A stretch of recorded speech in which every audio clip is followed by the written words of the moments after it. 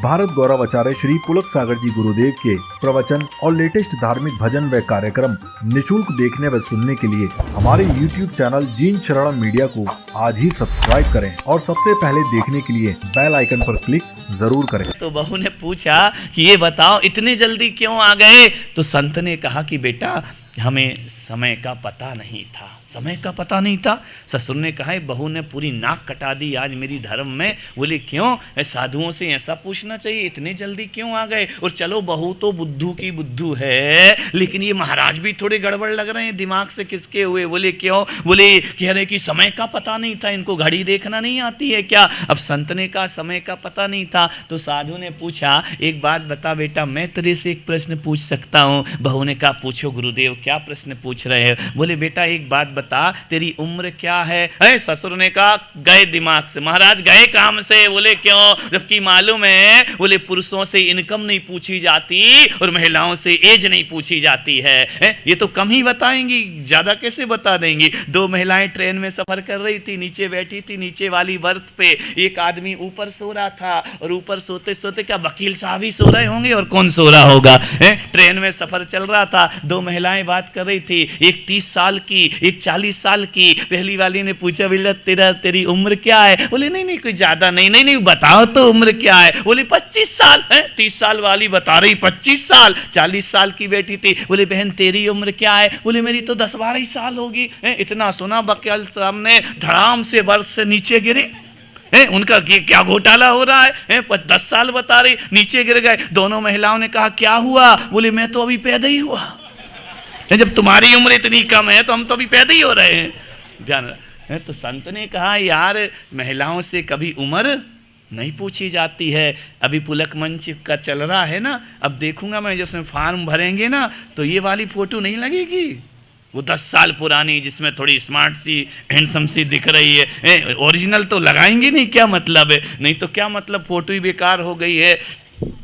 तो उम्र कभी महिलाओं से, तो मालूम है बड़ी विनम्रता से उस बालिका ने कहा, उस बहू ने कहा कि महाराज मेरी उम्र तो 5 साल है। अरे ससुर का दिमाग खराब, 30 साल की बहू लाया हूं और उम्र बता रही है 5 साल। बोले बेटा एक बात और बता दे। बोले पूछो महाराज। बोले तेरे पति की उम्र क्या है? बोले 2 साल। पति 2 साल का, खुद 5 साल की। बोले ऐसे कैसे शादी हो गई? पूछा एक बात और बता बेटा, तेरी सासू की उम्र क्या है? बोले 4 महीने। अरे दिमाग खराब हो गया ससुर का कि 4 महीने की सास। अंकल जी 2 साल का पति और 5 साल की खुद। पूछा कि बेटा एक बात बता, तेरे ससुर की उम्र क्या है? बोले अभी पैदा ही नहीं हुआ है। अरे ससुर पैदा नहीं हुआ? बोले बेटा एक बात और बता, तू ताज़ा खाती है कि वासा खाती है? उसने कहा महाराज मेरे भाग्य में कहाँ ताज़ा खाना लिखा है, जन्म से ही वासा खाते आ रही हूँ, आज भी वासा खा रही हूँ। ससुर को तो अब बर्दाश्त नहीं हुआ, उसने कहा अभी अभी तो महाराज को ताज़ा आहार दिया है और ये कह रही है कि महाराज हम लोग तो वासा खाते, ताज़ा कहाँ खाते। संत ने कहा बहुत बहुत आशीर्वाद बेटा, खुश रहे, ऐसे ही घर को चलाना। चले गए। ससुर को बड़ा गुस्सा आया, उठे डंडे लेकर के, बहू आज तेरा दिमाग खराब, तुझे पागल खाने में जांच कराते हैं तेरी। बहू ने कहा पिताजी क्या हुआ? बोले तू क्या क्या बातें महाराज से फालतू की बातें कर रही थी? अपने घर में संत आए, अच्छी बातें करती, ज्ञान की बातें करती, फालतू की बातें। महाराज से ऐसा पूछा जाता है कि कितने इतने जल्दी क्यों आ गए? तो संत ने, बहू ने कहा पिताजी जहां तक मैं सोचती हूँ मैंने कुछ गलत नहीं कहा। अरे बोले तेरा गलत सही, चल महाराज के पास। बहू तो यही चाहती किसी भी तरह ये महाराज के पास तो पहुंचे।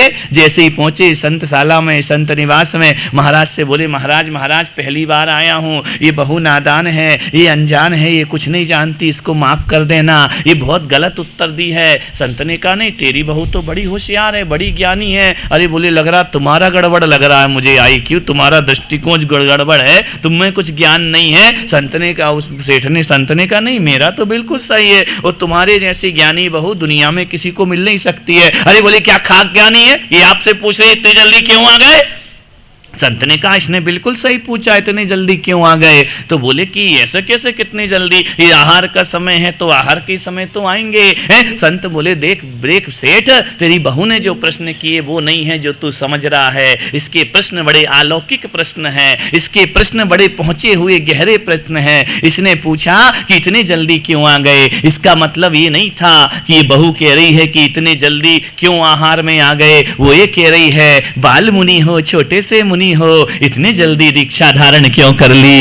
मेरा प्रश्न ये था इतनी जल्दी सन्यास क्यों ले लिया? 20-22 साल की उम्र में मुनि कैसे बन गए? तुमने ना संसार देखा ना घर परिवार देखा। तो बोले फिर आपने क्यों कहा कि समय का पता नहीं? तो बोले समय का अर्थ घड़ी का समय नहीं होता है, समय का अर्थ मौत हुआ करता है। मैंने ये कहा कि बेटा मौत का कुछ पता नहीं है, किस बुढ़ापे का इंतजार करूं, इसलिए मैं जल्दी से घर छोड़कर यहाँ पर आ गया। समय का क्या पता, मृत्यु क्या पता, क्या भरोसा कि बुढ़ापा आएगा भी या। अरे संत ने बहू की तरफ देखा, बहू ने कहा अब आया मजा। अरे बोले मजा कहाँ, अभी देख तरी सजा। बोले क्या हुआ? बोले तू क्यों, कितने साल की है? बोले मैंने सही तो कहा 5 साल की है। संत ने कहा मैंने इसकी ये वाली उम्र थोड़ी पूछी थी, मैंने पूछा था कि तू ये आहार चौका वगैरह कब से लगा रही, धर्म ध्यान कब से कर रही है? तो उसने कहा बहू ने कि महाराज 5 साल से कर रही हूँ, 25 साल का जीवन तो मेरा बेकार चला गया, उसे तो मैं गिनती ही नहीं, वो तो मेरी सांसें खाने पीने और संसार में चली गई। अब जो 5 साल से धर्म ध्यान कर रही हूं, मैं सोचती हूं जिंदगी की यही कमाई है और यही दौलत मुझे आगे ले जाएगी, सुखी करेगी। वो बोले वो तेरा पति 2 साल का। अरे बोले पिताजी तुमको मालूम नहीं है क्या, 3 साल हो गए समझाते समझाते तब मंदिर जाना शुरू किया है, अभी धर्म ध्यान के 2 ही साल हुए। और बेटा तू कह रही थी वो सास 4 महीने की, अब वो सास तो 80 साल की होने जा रही है। अरे पिताजी उसने जिंदगी में कुछ नहीं किया, ये महाराज ने जो चतुर्मास किया है ना, जब से आने लगी है, सुनकर के बड़ा अच्छा प्रवचन करते, बड़ा अच्छा बोलते,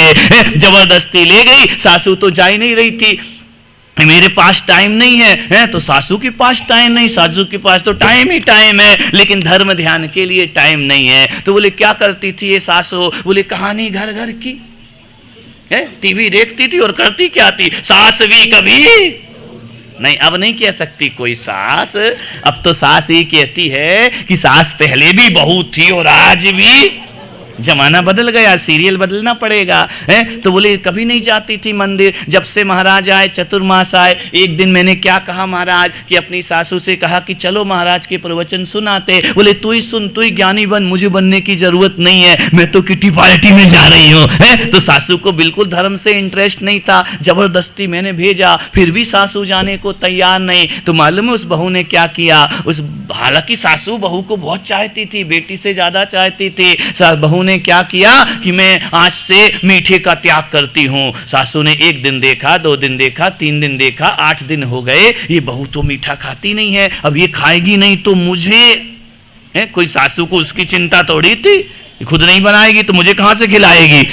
तो सासू ने कहा कि बेटा तू आजकल गुलाब जामुन नहीं बना रही है, छेना नहीं बना। बोले अम्मा जी मेरा त्याग है। बोले काहे का त्याग है? बोले मैंने नियम लिया है कि जब तक तुम महाराज के प्रवचन में नहीं जाओगी मैं मीठे का त्याग करती हूँ, मैं मीठा नहीं खाऊंगी। घरों को कैसे जोड़ा जाता है, कैसे धार्मिक बनाया जाता, मैं मीठा नहीं खाऊंगी। अरे मैंने सोचा ऐसी बातें कर रही, 4 दिन की चांदनी फिर अंधेरी रात, 2 दिन बाद खाने लगेगी। जैसे ही देखा तो सासू ने कि तो महीने भर से नहीं खा रही है। सासू को लगा यार अब महाराज के प्रवचन समझ में आए नहीं आए, बहू को तो जिंदा रखना है, ये मीठा नहीं खाएगी तो दिक्कत हो जाएगी। वो सासू ने कहा चल मैं प्रवचन में चलती हूँ। और एक बार प्रवचन में क्या आ गई महाराज आपके, उस दिन से लेके आज का दिन है एक भी प्रवचन नहीं छोड़ा। इसलिए मैंने कहा मेरी सासू की उम्र 4 महीने। वो बोले मैं खड़ा हूं, ये 5 फीट का बूढ़ा आदमी, तू कह रही पैदा ही नहीं हुआ। बोले बताओ जिसके घर में संत के आहार हों,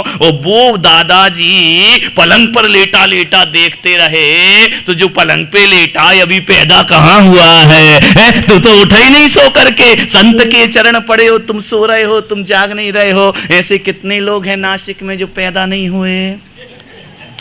कई घरों में पड़े होंगे ना। 12 दिन से मैं पूरी धर्म प्रभावना सबको लेकर चल रहा हूं, कई ऐसे हैं अभी भी जो नहीं आए हैं, समझना कि अभी वो पैदा नहीं हुए हैं, ध्यान रख, अभी उनका जन्म ही नहीं हुआ है, अभी उनकी जिंदगी गर्व की जिंदगी चल रही है, अभी उन्होंने अरे ससुर ने कहा यार बहू तू तो बड़ी होशियार निकली। बोले नहीं तो क्या मंजू समझ रहे थे मुझे? मंजूषा संचालक कल की चलिए, अब आप आइए। धीमी गति के समाचार, धीमी गति की चाल। मैंने कहा क्यों आज लेट क्यों? बोले मैं तो गजपंथा से कल की चली हूं, आज पहुंच पाई यहां पर, ध्यान रखना। तो बोले कि तू तो बहू बड़ी होशियार निकली, एक बात बता दे बेटा, तूने ये उत्तर क्यों दिया था कि मैं बासा खाती हूं ताजा नहीं खाती हूं?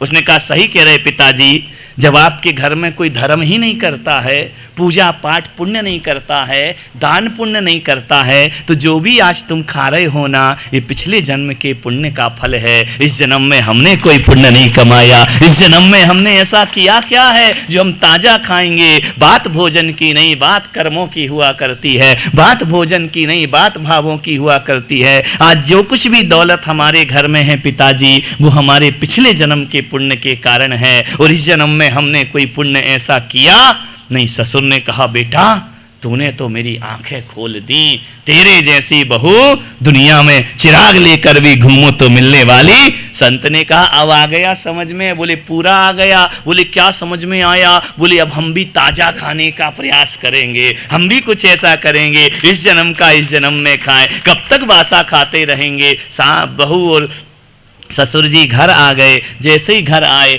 ससुर ने बहू से कहा, किराने की दुकान थी, पूरा परचूने की दुकान थी। ससुर ने कहा अपने नौकरों को, ए जितना भी आटा चावल गेहूं है सब निकाल, सब निकाल। अरे बहू ने कहा क्या हो गया, क्यों निकाल क्यों निकाल? बोले ताजा खाएंगे, आज से हम बासा नहीं खाएंगे, अभी दान करेंगे, गरीबों में बांट दो, जो निर्धन हो उनमें बांट दो।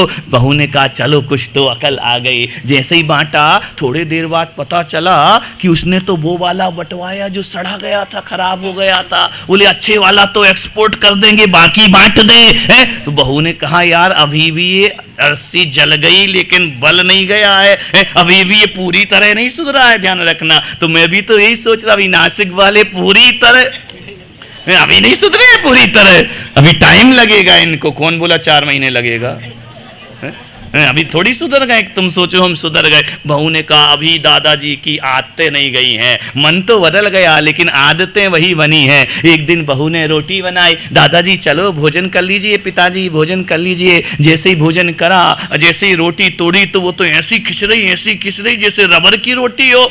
ससुर ने कहा बहू ये क्या बनाया है? बोले पिताजी ये खाने की आदत डाल लो। बोले क्यों? ये खाऊंगा मैं, ऐसा खाना खाऊंगा? बोले ऐसे खाने की आदत डाल लो। बोले क्यों, पागल हो गई है क्या? एक ऐसी रोटी एक तोड़ता हूं तो खिंचती है। बोले पिताजी अब अपने को यही खाने को मिलेगी, अपने दिन बुरे आ गए हैं। पिताजी ने कहा काहे के बुरे दिन आ गए? बोले मैंने शास्त्रों में पढ़ा था जैसा बोओगे बीज वैसे ही खाओगे फल।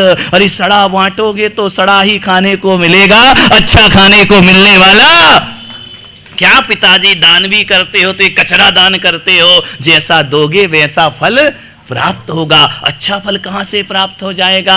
अच्छा दान करोगे तो अच्छा फल प्राप्त होगा, अच्छा भोजन दोगे तो अच्छा फल प्राप्त होगा। ससुर ने कहा बहू तू तो बड़ी होशियार हो गई है। बोले हाथ धो के पीछे पड़ी हूं, सुधार के रहूंगी तुमको। उस दिन से ससुर ने कहा ठीक है, जितना कचरा हो वो सब गोदावरी में बहा दिया जाए, और जितना अच्छा है वह गरीबों में दान कर दिया जाए। एक कोई जरूरी थोड़ी है कि जीवन में परिवर्तन किसी संत या महापुरुष से ही आता है। जीवन में परिवर्तन तो एक साधारण व्यक्ति से भी आ जाता है। जिन्हें बदलना है वो किसी से भी सीख ले सकते हैं, जिन्हें बदलना है पत्थर की ठोकर भी सीख देकर चली जाती है, और जिन्हें बदलना होता है तो एक नर्तकी नीलांजनावी ऋषभदेव को ज्ञान दे करके चली जाया करती है। विचार करिए, जिंदगी को बदलने के लिए कोई भी मिल सकता है, किसी से भी हमारी जिंदगी में परिवर्तन हो सकता है। तीर्थंकरों का जीवन बदलना सुना था, आकाश से बिजली गिरी तीर्थंकर को बोध मिल जाया करता है, नर्तकी नृत्य करती है तीर्थंकर को बोध मिल जाता है, और कभी नाग नागिन जलते हैं तो पारसनाथ जिंदगी का पाठ पढ़ लिया करते हैं। ध्यान रखिए, जिंदगी के पाठ तो कहीं से भी प्राप्त हो सकते हैं, कोई जरूरी तो लोग कह रहे नासिक वाले मत जाओ महाराज, मत जाओ मत जाओ, अरे जिन्हें सुधरना है वो कहीं से भी सुधर जाएंगे, और जिन्हें नहीं सुधरना है 4 मासा क्या 12 मासा भी कर लूं तो भी कसम खा के बैठे हम नहीं सुधरे। पहले ही बोल दिया नहीं सुधरेंगे, अब बताओ अच्छा सुधरेंगे बोले नहीं बोले ना।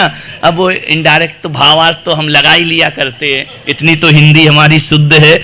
विचार करिए, सोचना है, विचार करना है, जीवन में परिवर्तन कहीं से भी आ सकता है। बुद्ध का जीवन बदलना था, मुर्दे को देखकर जीवन का पाठ बोध मिल जाया करता है। बुद्ध कहते हैं ये आदमी मर गया तो क्या मैं भी मरूंगा, मेरी भी मृत्यु होगी। महात्मा बुद्ध से सारथी ने कहा कि हाँ महाराज आपकी भी मृत्यु होगी, तो महात्मा बुद्ध ने कहा फिर रथ राजधानी की तरफ क्यों ले जाता है, मोड़ इस रथ को और जंगल की तरफ चलने का प्रयास कर। जब सबको मरना ही है तो मैं क्या बटोरने जा रहा हूं। ध्यान रखना, विचार करना है, सोचना है। उस सेठ के जीवन में एक बोध मिल गया, एक परिवर्तन आ गया। समझना है तो 4 शब्द बदल देते हैं, नहीं समझना है तो हजारों पृष्ठ का ग्रंथ भी तुम्हारा कुछ नहीं कर सकता। जीवन को बदलो, सोच को बदलो, चिंतन को बदलो, अपने व्यवहार को बदलो। जीवन बदल गया, व्यवहार बदल गया, सोच बदल गई तो जमाना पूरा बदला नजर आया करता है। चिंतन ही तो बदलना है। किसके लिए बटोरता है आदमी, किसके लिए जोड़ता है आदमी। ध्यान रखना,